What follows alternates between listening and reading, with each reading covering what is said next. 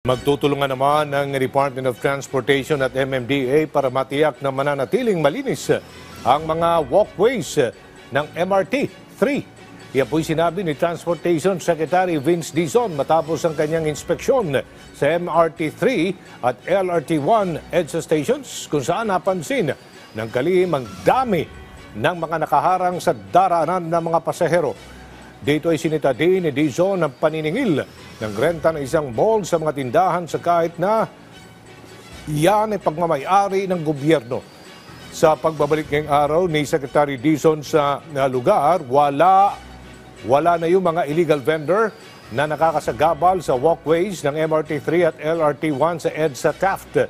Nagpasalamat naman ng DOTR sa Pasay LGU, MMDA at sa pamunuan ng mall sa agarang aksyon. Patuloy din ang pagkikipagtulungan ng DOTR sa LGU para mahanapan ng permanenteng lugar ang mga vendor.